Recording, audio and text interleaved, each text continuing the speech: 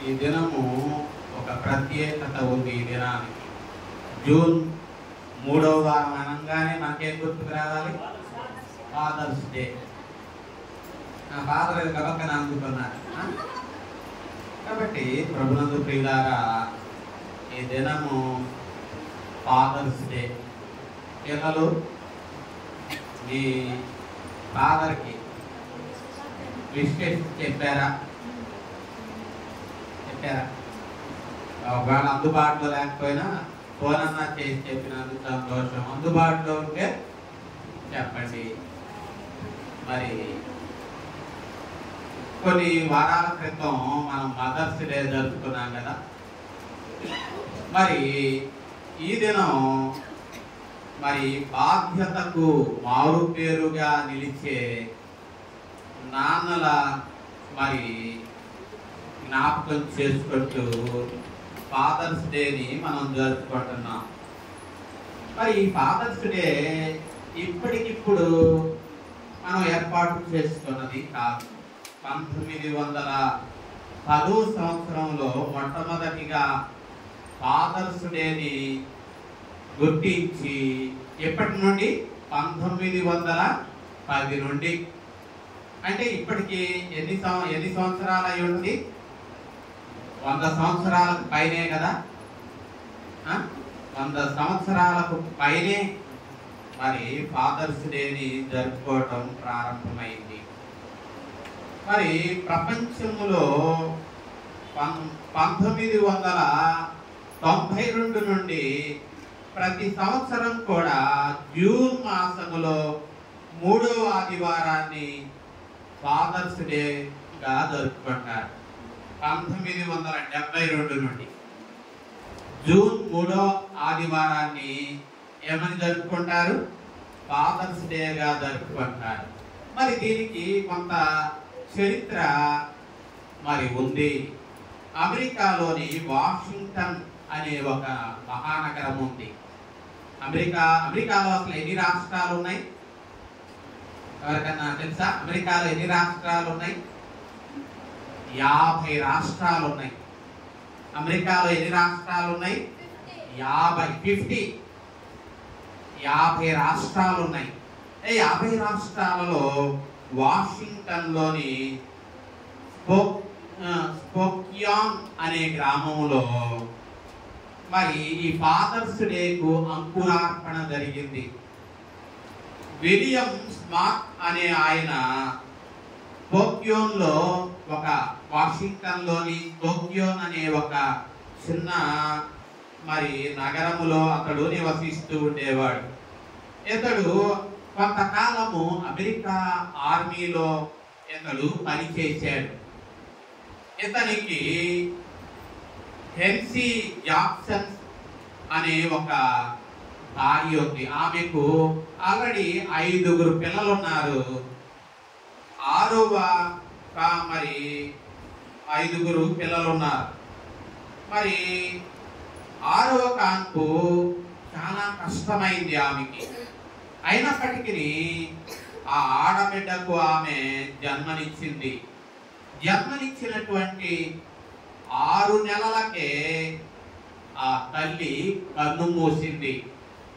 మరి కన్ను మూసినప్పుడు William smart అనే ఆ వ్యక్తి మరలా ఏం చేయలేదు, నా భార్య చనిపోయింది, మరి ఒక వివాహం చేసుకోవడానికి అవకాశం ఉన్నప్పటికీ ఈ విలియం స్మార్ట్ అనే ఆయన వివాహం చేసుకోలేదు. బిడ్డలకి తానే తల్లిగా తానే తండ్రిగా మారాడు. తన పొలంలో అతడు సేద్యం చేసుకుంటూ తనకున్నటువంటి 6 పిల్లల్ని కంటికి రెప్పలా అతడు పెంచాడు. మరి 6 పిల్లల్లో ఒక పిల్ల సోనార్కి 27 సంవత్సరాల వయస్సు వచ్చిన తర్వాత ఆమె అనుకుంది, మా తండ్రి మమ్మలను తల్లి లేని లోటును లేకుండా మమ్మల్ని ఇంత కంటికి రెప్పలాగా ఆయన మమ్మలను పెంచాడు. కాబట్టి మా తండ్రి యొక్క ప్రేమను ప్రశంసిస్తూ మరి ఒక దినము జరుపుకోవాలి అని చెప్పి సోనార్కి 27 సంవత్సరాల ప్రాయములో ఒక తలంపు వచ్చింది. తలంపు వస్తే ఆమె మరి అది ఆలోచనను తన ఆ చిన్న గ్రామములో పంచుకుంది. ఆ గ్రామములో ఉన్న వాళ్ళకు కూడా ఆలోచన నచ్చింది. అప్పుడు వాళ్ళు ఆ గ్రామస్తులందరూ ఆ బిడ్డ చెప్పిన ఆలోచన నచ్చటంతో అప్పటి నుండి వారు ఆ గ్రామములో ఈ వేడుకను జరుపుకోవటం ప్రారంభించారు. 1910 జూన్ మాసము టోక్యోన్ అనే ఆ చిన్న పట్టణంలో ఈ ఫాదర్స్ డే ఆమె ఏర్పాటు చేసింది. ఆ రీతిగా ప్రతి ఏటా క్రమము తప్పకుండా ఈ డేని ఆమె ఘనంగా జరుపుకుంటూ రావడంతో 1924 సంవత్సరంలో అమెరికన్ అధ్యక్షుడు లిండా జాక్సన్ అనే ఆయన మరి దినాన్ని అధికారికంగా ప్రకటించాడు. 1924లో అమెరికా అధ్యక్షుడు జాన్సన్ అనే ఆయన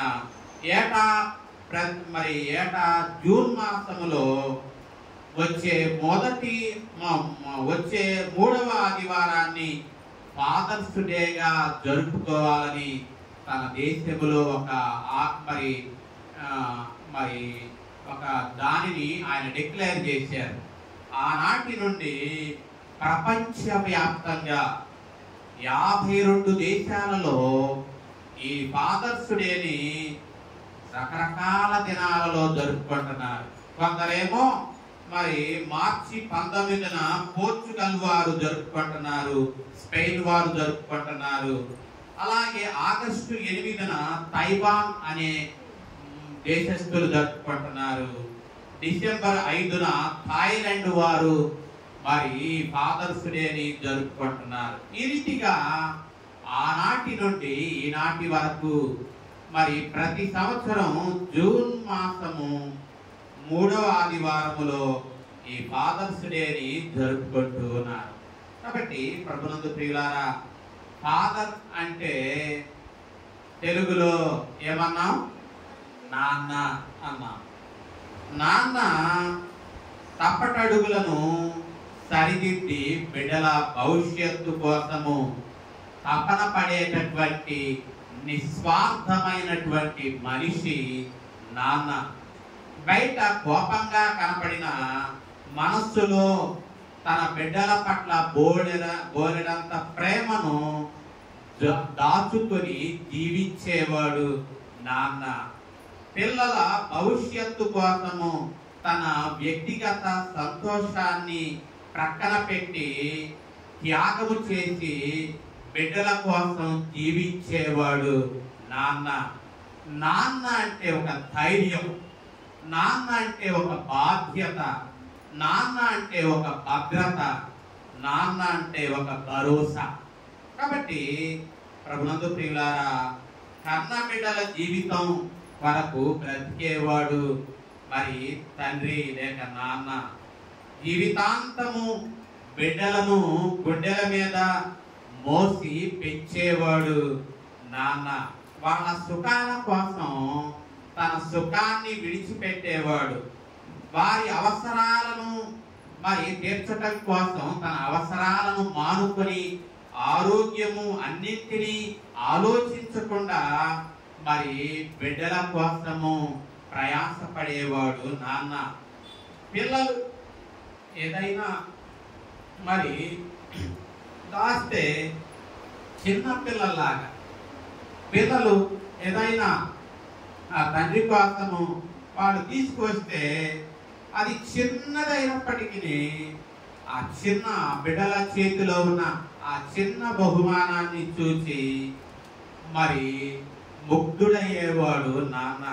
అలాంటి నాన్నను గౌరవించాలన్న భావనతో వచ్చినటువంటి దినమే ఫాదర్స్ డే.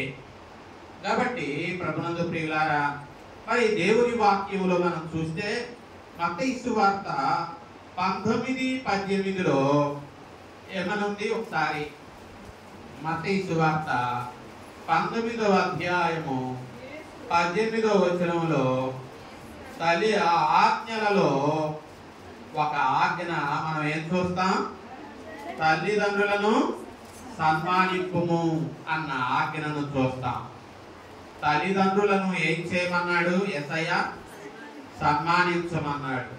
సామెతల గ్రంథంలో కూడా 23వ అధ్యాయములో సామెతల గ్రంథం 23వ అధ్యాయములో మనం చూస్తే 23వ అధ్యాయములో 25వ వచనంలో నీ తల్లిదండ్రులను నీవేం చేయాలి?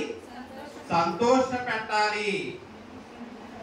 ఇంకొక చోట మత్తయి సువార్త 15:4లో మత్తయి సువార్త 15:4లో తల్లిదండ్రులను ఘనపరచమనియు తల్లినైనను దూషించువాడు తప్పక మరణము పొందవలననియు దేవుడు ఏమిచ్చాడు?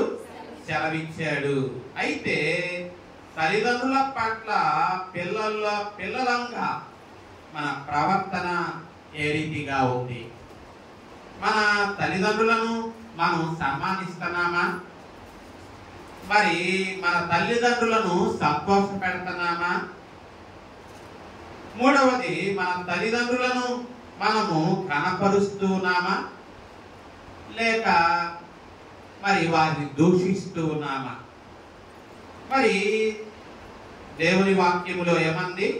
తండ్రినైనను తల్లినైనను దూషించువాడు మరణము తప్పక ఏం పొందాలట? మరణము పొందాలి. అయినప్పటికీ మనం క్షేమంగా ఉన్నాము అంటే ఆ తల్లిదండ్రుల యొక్క దీవెన, ఆ దేవుని యొక్క కరుణ. అందువలననే మన తల్లిదండ్రులను మనం అపార్థం చేసుకున్నా, వాళ్ళను దూషించినా, వాళ్ళను సరియైన రీతిలో మనం గౌరవించకపోయినా, ఘనపరచకపోయినా, పరామర్శించకపోయినా మనం క్షేమంగా ఉన్నాము అంటే ఆ తల్లిదండ్రుల యొక్క చల్లని దీవెన, ఆ దేవుని యొక్క దయ. కాబట్టి కని పెంచి ప్రయోజకులను చేశాక వారిని మనము వృద్ధాశ్రమాలకు వారిని మరి పంపకూడదు. వారు మనల్ని బేబీ కేర్ సెంటర్కి పంపించలేదుగా. చిన్నప్పుడు వాళ్ళకు ఉద్యోగాలున్నా, వాళ్ళకు బాధ్యతలున్నా, వాళ్ళు డబ్బులు ఇచ్చి బేబీ కేర్ సెంటర్స్ ఉన్నాయి పట్టణాలలో, అక్కడికి మనల్ని అప్పగించి వాళ్ళు తమ సంతోషాన్ని కోరుకోలేదుగా. కాబట్టి వృద్ధులైన తర్వాత తల్లిదండ్రులు కూడా మరి పిల్లలు కూడా కానీ పెంచి ప్రయోజకులను చేసిన వారిని వృద్ధాశ్రమాలకు పంపకూడదు.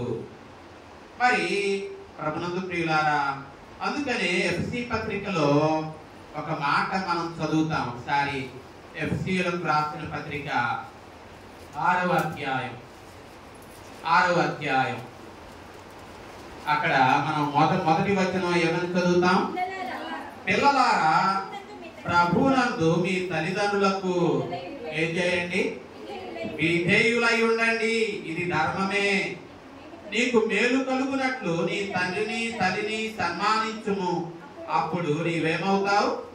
నీవు భూమి మీద దీర్ఘాయుష్మంతుడు అవుతావు. ఇది వాగ్దానముతో కూడిన ఆజ్ఞ అంటాడు. మరి ప్రభునందు ప్రియులారా, కొంతమంది నా చిన్నతనములోనే నా తండ్రిని నేను పోగొట్టుకున్నా, కానీ మరి చాలా మంది కొంతమందికి తండ్రులు చిన్నతనములో పోగొట్టుకున్న బిడ్డలు ఉన్నారు. కానీ దేవుని దయ వలన మరి కొంతమంది బిడ్డలు వారి తల్లిదండ్రులను కలిగి ఉన్నారు. కాబట్టి తల్లిదండ్రులు కలిగి ఉన్నటువంటి మనం వారిని ఏం చేయాలా? హ్యాపీ జూన్ 3వ వారంలో ఒకరోజు హ్యాపీ ఫాదర్స్ డే నాన్న అని చెప్పడం కాదు, ఆ తల్లిదండ్రులకు సంతోషాన్ని కలిగించేవారుగా మనం ఉండాలి. అప్పుడే మనం వారికి నిజమైన మరి ఏ విధంగా వారికి ఏం చేయగలుగుతాం? హ్యాపీ ఫాదర్స్ డే అని చెప్పినంత మరి భాగ్యం. కాబట్టి ఒక జూన్ 3వ ఆదివారమే కాదు, మనం వారి మాటల ప్రకారం మనం జీవించగలిగినప్పుడు, అందుకనే పుత్రోత్సాహము తండ్రికి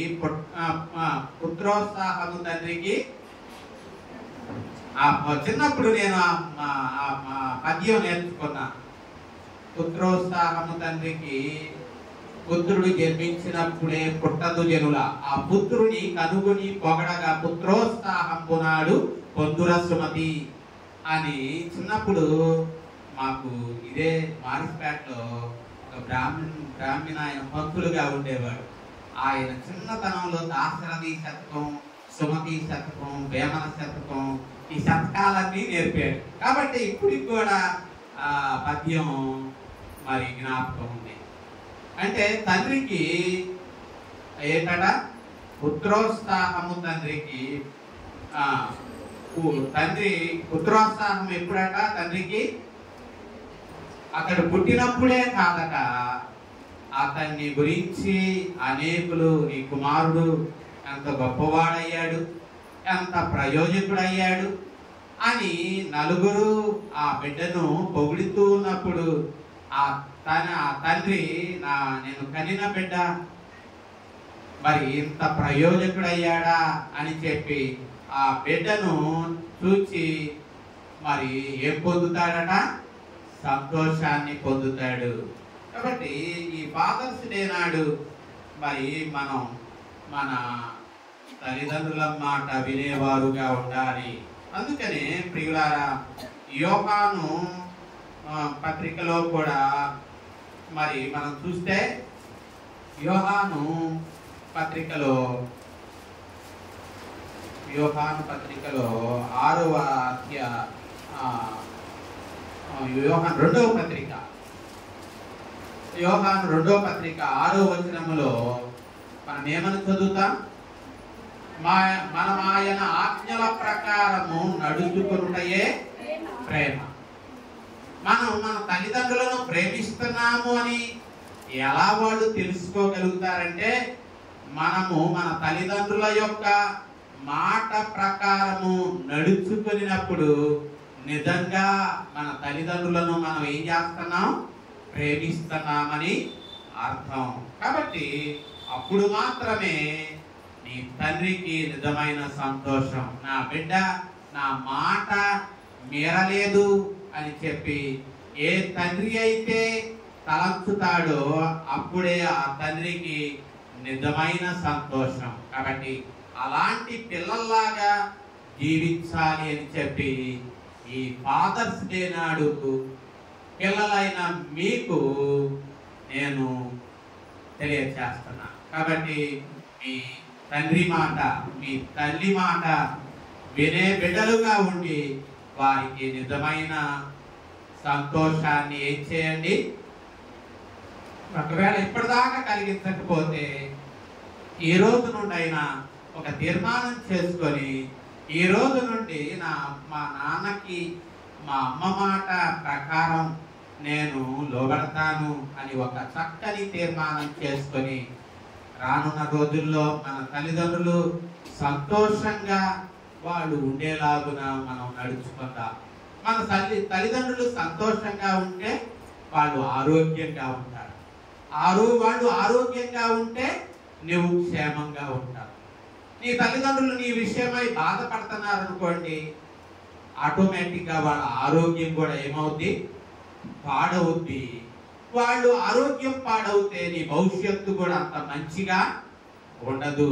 కాబట్టి ఈ హ్యాపీ ఫాదర్స్ డే నాడు ఇక నుండైనా మీ పిల్లలుగా మీరు మీ తల్లిదండ్రులకు సంతోషాన్ని కలిగించే ప్రియమైన బిడ్డలుగా ఉండాలి అని చెప్పి చెప్తున్నా.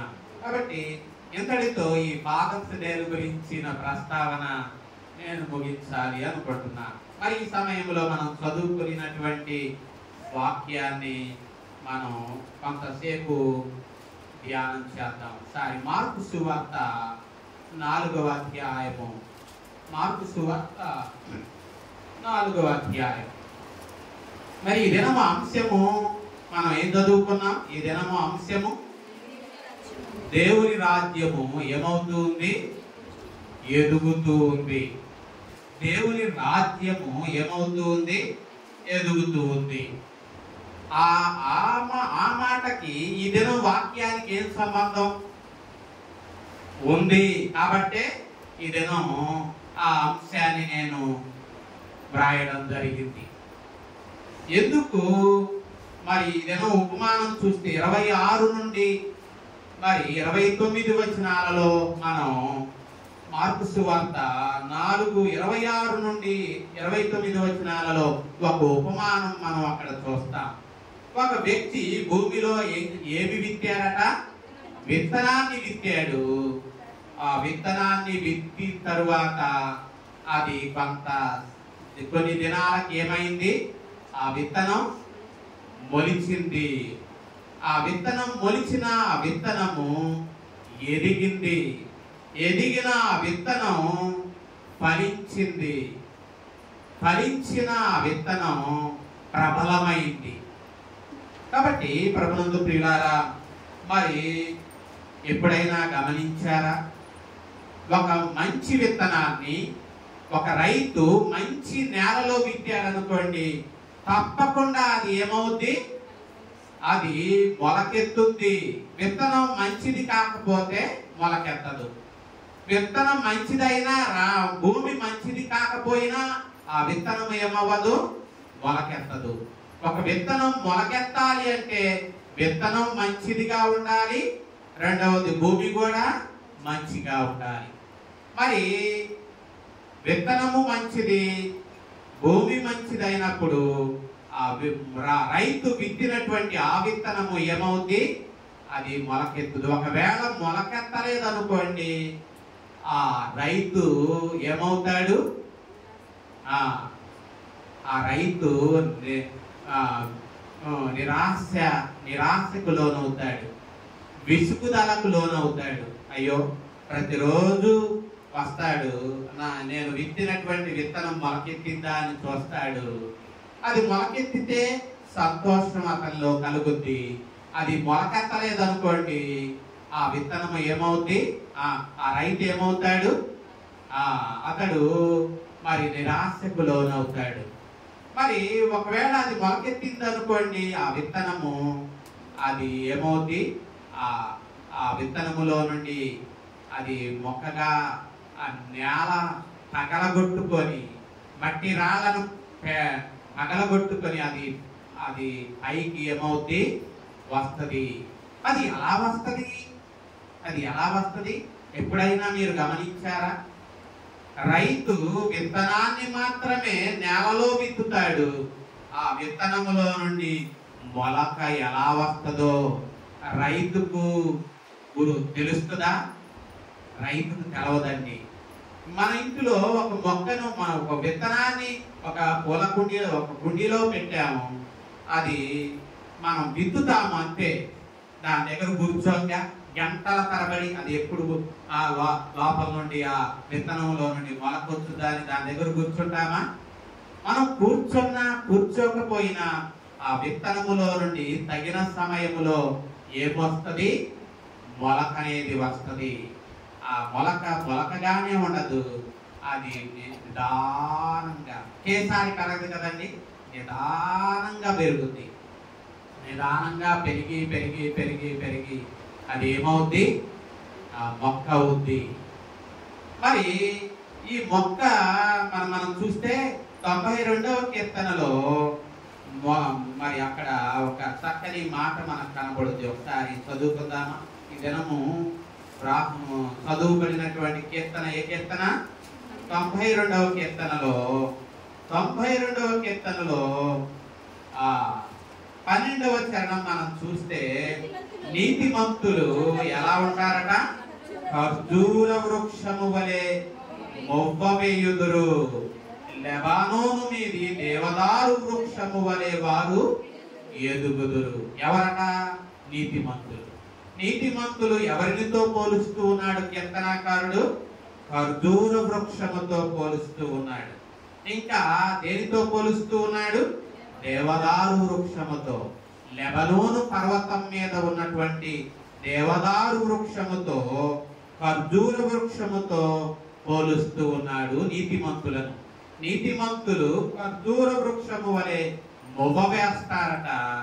లెబనోను పర్వతం మీద దేవదారు వృక్షము వలె వారు ఏమవుతారు? ఎదుగుతారు. ఎప్పుడన్నా దేవదారు వృక్షాన్ని మనం చూడలేదు కదా. మన ప్రాంతాల్లో దేవదారు వృక్షం ఉండదుగా. మన ప్రాంతంలో యూకలిప్టస్ చెట్లు మనకు తెలుసు. యూకలిప్టస్ చెట్లు చెట్లలో చాలా ఎత్తుగా ఎదిగేటటువంటి చెట్లు యూకలిప్టస్ చెట్లు. అంతకంటే మరి దేవదారు మ్రానులు ఎదుగుతాయి. అవి ఎంత ఎత్తు ఎదుగుతాయి అంటే మనము దాని అంతు చూడలేనంత ఎత్తుకు ఎదుగుతాయి అవి. కాబట్టి నీతిమంతులు కూడా ఎలా ఎదుగుతారట? వారు అందనంత ఎత్తుకు ఎదుగుతారు. వారు ఖర్జూర వృక్షము వలె వారు మొవ్వ వేస్తారు. వారు ఏం చేస్తారట? 13వ వచనములో దేవుని మందిరములో నాటబడతారు. వారు దేవుని ఆవరణములో ఏమవుతారు? వర్ధిల్లుతారట. అంత మాత్రమే కాదు, వారు మా ఆశ్రయదుర్గమైన యెహోవా యథార్థవంతుడని, ఆయన యందు ఏ చెడుతనము లేదని ప్రసిద్ధి చేయుటకై వారు ముసలితనము వచ్చినప్పటికీ ఇంకా ఎలా ఉంటారట? చిగురు పెడతా ఉంటారు. చిగురు పెడతా ఉంటారు. వాళ్ళు ముసలి ప్రాయము వచ్చినప్పటికీ వారు ఎలా ఉంటారట? చిగురు పెడుతూనే ఉంటారు. ఎందుకంటే వారు దేవుని చేత వారు ఏం చేయబడ్డారు? నీతిమంతులుగా తీర్చబడ్డారు. రెండవది, వారు దేవుని యొక్క యథార్థతను వారు కొనియాడుతూ ఉన్నారు. మా ఆశ్రయదుర్గమైన యెహోవా యథార్థవంతుడు అని, ఆయన యందు ఏ చెడుతనము లేదని వారు ప్రసిద్ధి చేయుటాన్ని బట్టి, వారు దేవుని మందిరములో నాటబడడాన్ని బట్టి వారు దేవుని ఆవరణములలో వర్ధిల్లుతారు. వర్ధిల్లడం మాత్రమే కాదు, వారు ముసలి ప్రాయము వచ్చినప్పటికీ వారు ఇంకా ఏం చేస్తారట? చిగురు పెడుతూ సారము కలిగి ఎలా ఉంటారు? పచ్చగా ఉంటారు. మరి దైవ గ్రంథంలో అటువంటి వ్యక్తులు ఎవరైనా ఉన్నారా? ఉన్నారు. మరి దైవ గ్రంథంలో మనం చూస్తే కాలేబు అన్న ఒక వ్యక్తి మనకు కనబడతాడు. కాలేబు అన్న వ్యక్తి మనకు కనబడతాడు. అతడు ఒక మాట అంటాడు, నాకు 40 సంవత్సరాలప్పుడు నేను ఎటువంటి శక్తి కలిగి ఉన్నానో ఇప్పుడు నాకు మరి 85 సంవత్సరాలు. ఆ 85 సంవత్సరాలు వచ్చిన నేను ఎలా ఉన్నాను? అటువంటి శక్తి కలిగి ఉన్నాను అని చెప్పి మరి కాలేబు అనడాన్ని మనం చూస్తాం. ఒకసారి ద్వితీయోపదేశ కాండములోనికి వెళితే, ద్వితీయోపదేశ కాండములో ఆ వ్యక్తిని మనం చూస్తాం. ద్వితీయోపదేశ కాండములో అతనిని గురించిన ప్రస్తావన మనకు కనబడుద్ది. ద్వితీయోపదేశ కాండములో అతడు గురించి ఒక చక్కని మాట మనం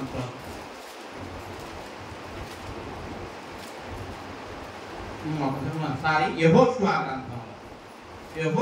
గ్రంథంలో 14వ అధ్యాయంలో, యెహోషువ గ్రంథం 14వ అధ్యాయంలో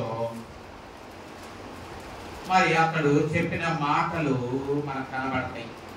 14:10లో యెహోవా చెప్పినట్లు యెహోవా మోషేకు ఈ మాట సెలవిచ్చినప్పటి నుండి ఇశ్రాయేలు అరణ్యములో నడిచిన ఈ 45 ఏళ్ళు ఆయన నన్ను సజీవునిగా కాపాడి ఉన్నాడు. ఇదిగో నేనిప్పుడు ఎన్ని సంవత్సరాలు 85 ఏండ్ల వాడను. మోషే నన్ను పంపిన నాడు నాకెంత బలము, నేటి వరకు నాకంత. మోషే అతనిని పంపినప్పుడు అతనికి ఎంత బలము, అతనికి ఎంత బలం అంటే మోషే పంపినప్పుడు కనానును వేగు చూడడానికి మోషేను పంపినప్పుడు అతనికి 40 సంవత్సరాలు. మోషే కనానుకు పంపినప్పుడు అతనికి ఎన్ని సంవత్సరాలు? 40 సంవత్సరాల. ఆ విషయాన్ని మనము మరి ద్వితీయోపదేశ కాండము 1:36 చూడండి. ద్వితీయోపదేశ కాండము 1:36లో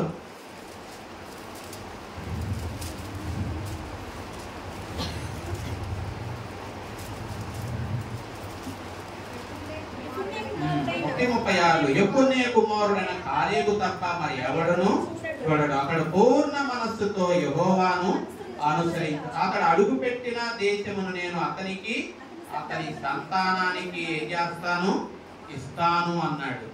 మరి ఒక చోట కూడా మరి ఒక చోట కూడా మనం చూస్తే అతడు పంపినప్పుడు అతనికి ఎన్ని సంవత్సరాలు మనం చూస్తే 40 ఏండ్లప్పుడు మరి కాలేబును దేవుడు పంపాడు. ఆ విషయాన్ని మనం సంఖ్యాకాండములో కూడా గమనిస్తాం. సంఖ్యాకాండములో మరి అతడు పంపినప్పుడు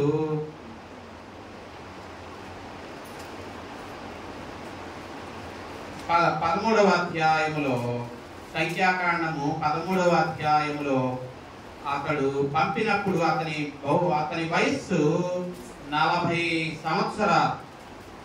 40 సంవత్సరాల వయస్సులో అతడు మరి కనాను దేశానికి ఏమయ్యాడు? వేగులవాడుగా పంపబడ్డాడు. మరి ఇప్పటికి అతని వయసు ఎంత?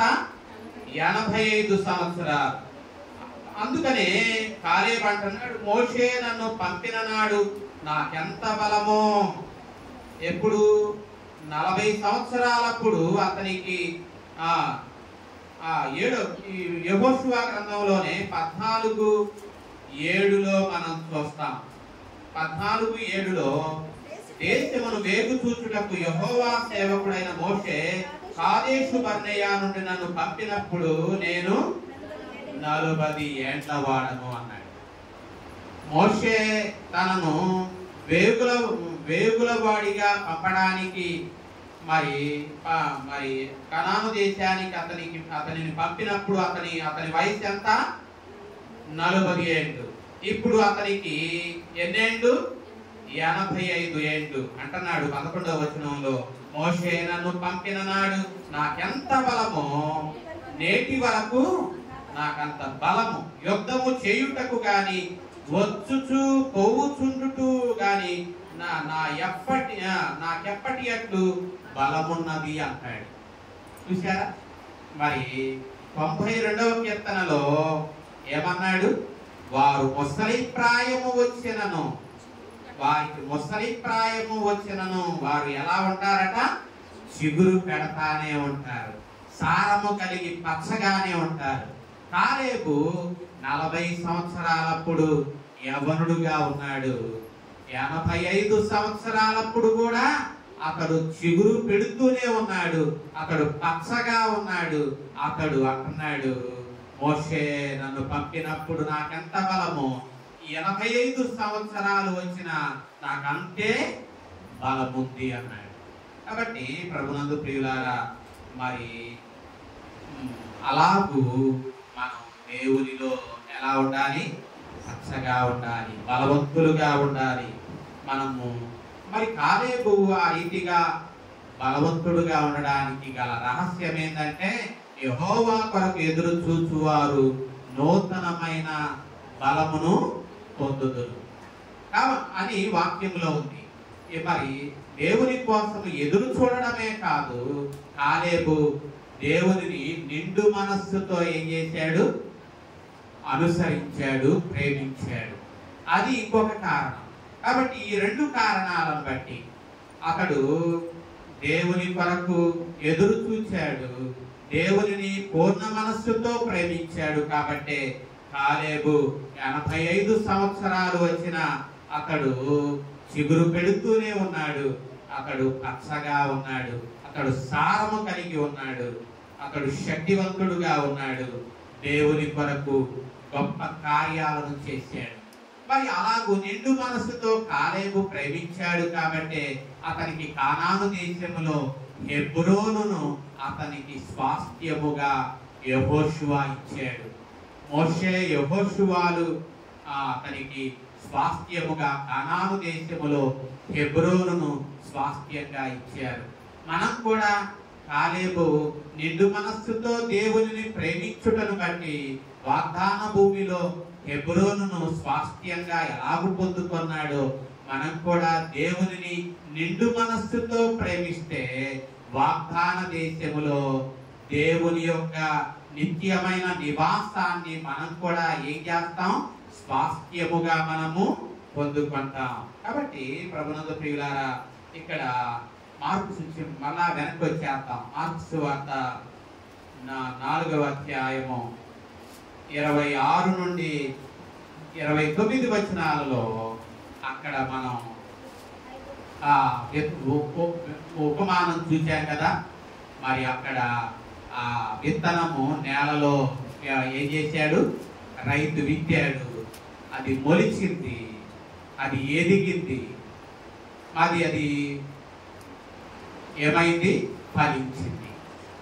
ఇవంతా మనము తెలుసుకోనప్పటికీ, మనం తెలుసుకోకపోయినా చెట్టు ఇదిగో ఈ వ్యక్తే నన్ను నాటాడు, నన్ను గమనించటం లేదు, నేను ఎదుగుతూ ఉన్నా నన్ను గమనించటం లేదు, నేను ఫలిస్తూ ఉన్నా నన్ను గమనించటం లేదు అని అనుకొని అది ఫలించకుండా ఉంటదా?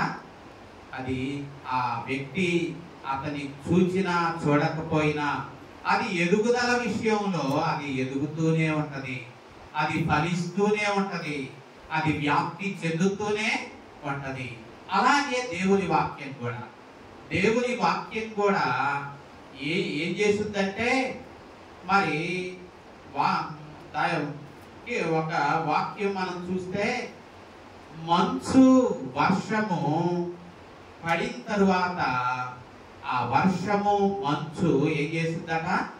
విత్తువానికి విత్తనాన్ని, తినడానికి ఆహారాన్ని ఏ రీతిగా సమకూరుస్తూ ఉందో అలాగే దేవుని వాక్యం కూడా ఏం చేస్తుందట? అది నిష్ఫలముగా దేవుని యొద్దకు మరలక అది మనలో దేవుని యొక్క పనిని జరిగిస్తూ ఉంది. కాబట్టి ప్రభునందు ప్రియులారా, దేవుని వాక్యం అనేది మనలో విత్తబడాలి. విత్తబడితే అది ఫలిస్తుంది, ఫలిస్తే అది విస్తరిస్తుంది.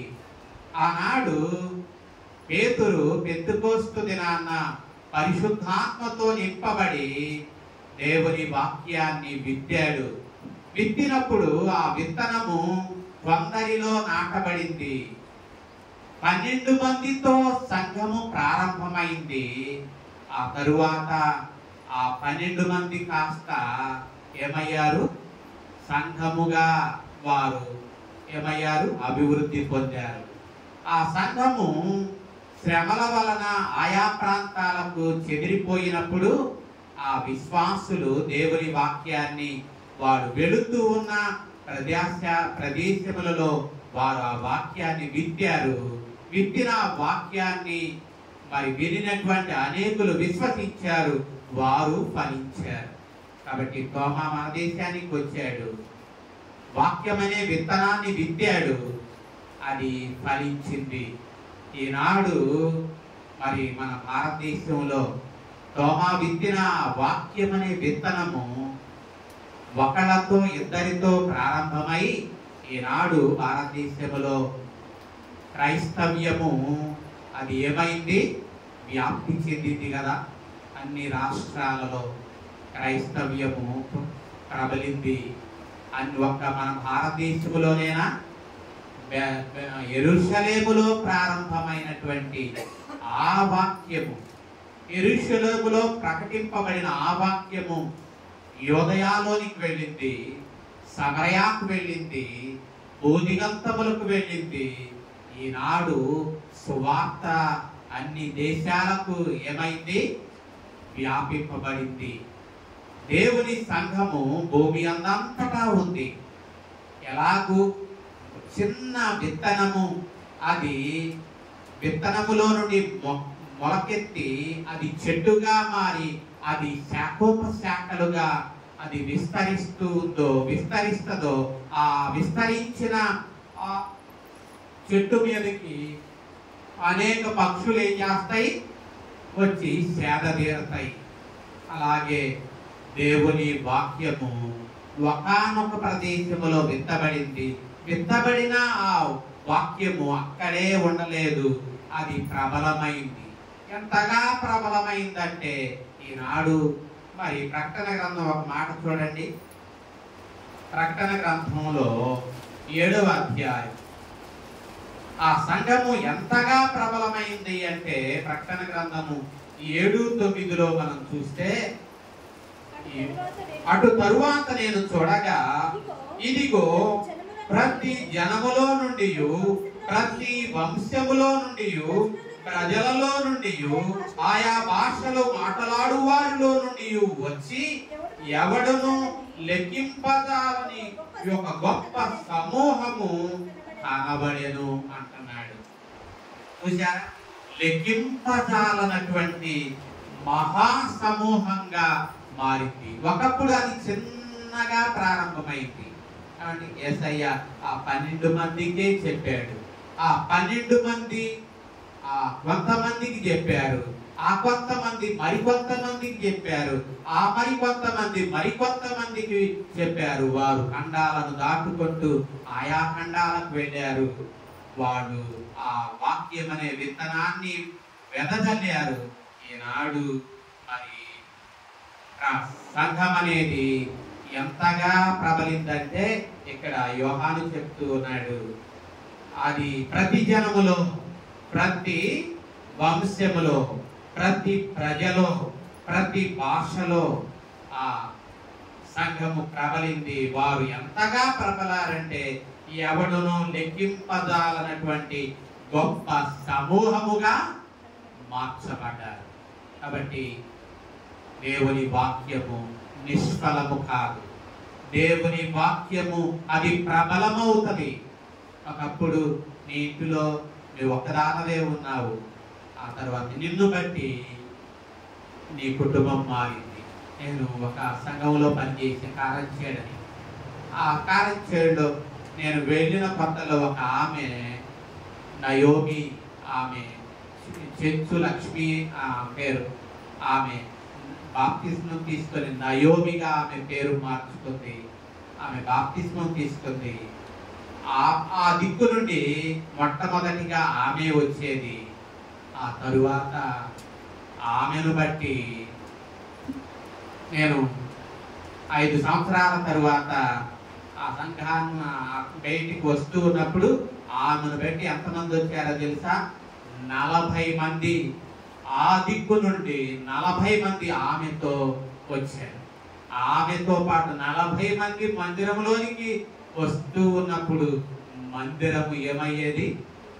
నిండిపోయేది. ఆమె ఒక్కతిగా వచ్చింది. ఆ ఒక్కతి 40 మందిని ఏం చేసింది? తీసుకొచ్చింది. సమరయ స్త్రీ ఒక్కటిగా ప్రభు మాటలను వింది.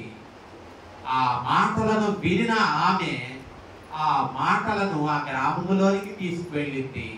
ఆ గ్రామములో ఆ మాటలను వెదజల్లింది. ఆ గ్రామములో నుండి ఎంతమంది వచ్చారు? గ్రామము ఏమైంది? కదిలింది. ఆ గ్రామం అంతా ఏమయ్యారు? ప్రభు కొరకు వారు మరి సంపాదించబడ్డారు. కాబట్టి ఒకప్పుడు చిన్న సంఘం చిన్నగా ఒక పాకలో ప్రారంభమై ఉండొచ్చు. మురళి గారి ఇంటి బయట వరండాలో చిన్నగా ఒక టెంట్ వేసుకొని ప్రారంభమైన మరి ఈ సంఘం ఏమైంది? క్రమక్రమంగా ఏమైంది? వృద్ధి చెందింది. భూమి మీద మన సంఘమే కాదు, భూమి మీద ప్రతి సంఘము కూడా ఏమవుతూ ఉంది? వృద్ధి చెందుతూనే ఉంది. ఒక మాట చెప్పి నేను ముగిస్తాను. పౌలు కొరింథీ సంఘంతో మాట్లాడుతూ కొరింథీయులకు రాసిన మొదటి పత్రిక 3వ అధ్యాయం 6వ వచనం మాట చదువుదామా? కొరింథీయులకు రాసిన మొదటి పత్రిక 3:6. నేను నాటితిని, అపోల్లో నీళ్లు పోసెను, వృద్ధి కలుగజేసిన వాడు దేవుడే. కాబట్టి వృద్ధి కలుగజేయు దేవునిలోనే గాని నాటు వానిలోనైనను నీళ్లు పోయు వానిలోనైనను ఏమీ లేదు. కాబట్టి నాటబడింది వాక్యం. ఏం చేశారు? సేవకులు నీళ్లు పోస్తున్నారు. సేవకులు ఏం చేస్తున్నారు? ఎంతో మంది సేవకులు వచ్చారు, వాక్యం అనే నీళ్లు పోశారు. వృద్ధి చేసింది ఎవరు? దేవుడే. కాబట్టి నేను గాని మరి ఏ సేవకుడు గాని ఏది అనకూడదంటే నేను కట్టాను అనకూడదు. వాక్యం ఏమంటుంది? నాటింది ఒకళ్ళు, నీళ్లు పోసేది ఒకళ్ళు, వృద్ధి చేసేది దేవుడే. విత్తనం నాటటమే మన వంతు. దానిని ఏమన్నా లాగుతామా? ఆ విత్తనంలో నుండి మొక్కను ఎవరును లాగలేంగా. లాగకుండానే అది ఏమవుద్ది? మొలకెత్తి ఎదుగుతూ ఉంటుంది. అలాగే నమ్మకంగా వాక్యం ప్రకటించటమే సేవకుడు చేసేది. ఆ వాక్యము ప్రతి హృదయములో వృద్ధి చేసేది దేవుడే. ఆ వాక్యాన్ని వ్యాప్తి చేసేది దేవుడు, సంఘాన్ని వృద్ధి చేసేది కూడా దేవుడే. కాబట్టి ప్రభునందు ప్రియులారా, మరి మొదట మనం రక్షింపబడాలి, ఆ తరువాత మన కుటుంబం రక్షింపబడాలి. మనం కుటుంబం రక్షింపబడి మన చుట్టూ ఉన్న వారు రక్షింపబడాలి. ఆ రీతిగా రక్షింపబడినప్పుడు సంఘము ఏమవుతూ ఉంది? వృద్ధి చెందుతూ ఉంది. కాబట్టి ఆ రీతిగా ఈ దినం అంశం అదే కదా, దేవుని రాజ్యము ఏమవుతుంది? ఎదుగుతూ ఉంది. ఎప్పటి వరకు ఎదుగుద్ది? ఆయన రాకడ వరకు ఆయన రాజ్యము వ్యాప్తి చెందుతూనే ఉంటది. కాబట్టి మనం ఎదుగుతూ ఆయన రాజ్య వ్యాప్తిలో సాధనములుగా ఉండడానికి కృపగల దేవుడు మనకు సహాయము చేయునుగాక. ఆమేన్.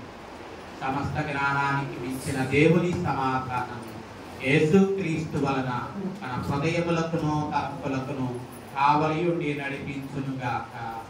ఆమేన్.